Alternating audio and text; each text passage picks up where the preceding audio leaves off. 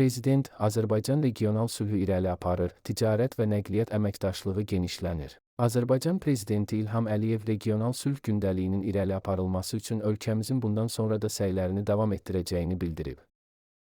Referans media xəbər verir ki, Prezident İlham Əliyev bunu yanvarın 4-də ABŞ nümayəndə heyətini qəbul edərkən deyib. Dövlətimizin başçısı artıq Azərbaycanla Ermənistan arasında ticarət münasibətlərinin yaradıldığını deyərək, bu xüsusda Azərbaycanın neft məhsullarının Ermənistana ixrac edildiyini, həmçinin Qazaxıstan və Rusiyadan buğdanın Azərbaycan ərazisindən keçməklə Ermənistana ixracının həyata keçirildiyini vurğuladı. Prezident İlham Əliyev Trip dəhlizinin regional nəqliyyat bağlantıları baxımından yeni imkanlar yaradacağına ümidvarlığını bildirdi.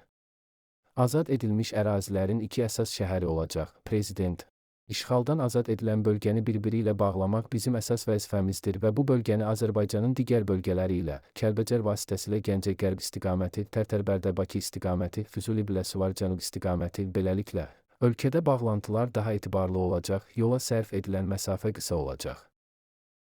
Axar Az xəbər verir ki, bu fikri Azərbaycan Prezidenti İlham Əliyev yanvarın 5-də yerli televiziya kanallarına müsahibəsində bildirib.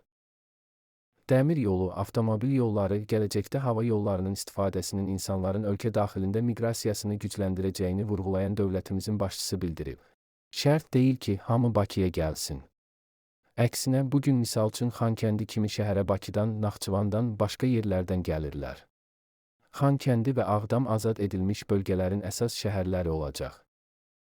Azərbaycan Prezidenti azad edilmiş ərazilərdə artıq 70 min insanın yaşadığını qeyd edərək deyib. Ola bilər 120, 130, 140 min əhali bu ilin sonuna qədər orada yaşayacaq, çalışacaq. İlham Əliyevdən Ermənistana müjdə çıxacaq. Qarabağda və Şərqi Zəngəzurda gedən quruculuq işlərinə paralel olaraq Naxçıvan Muxtar Respublikasında da istər yaşıl enerji olsun, istər kənd təsərrüfatı, istər suvarma, indi orada böyük suvarma layihələri icra ediləcək, istər turizm. Bu bölgəni biz birləşdirəcəyik. Mən bunu bir daha demək istəyirəm, biz bunu onsuz da edəcəkdik, amma yaxşı ki, bunu sülh yolu ilə edirik. Axar Az xəbər verir ki, bu fikri Azərbaycan Prezidenti İlham Əliyev yanvarın 5-də yerli televiziya kanallarına müsahibəsində bildirib. Ermənistanın da bundan ancaq fayda görəcəyini qeyd edən İlham Əliyev vurğulayıb. Çünki Ermənistan indiki dalan vəziyyətindən çıxa bilər və çıxacaq. Azərbaycanla Ermənistan arasında yollar açılacaq. Türkiyə ilə Ermənistan arasında yollar açılacaq. Ermənistan Naxçıvan vasitəsilə İranın dəmir yollarına, Azərbaycan vasitəsilə Rusiyanın dəmir yollarına çıxış əldə edəcək. Yəni bu, Ermənistan üçün də faydalıdır. Burada uduzan tərəflər olmamalıdır.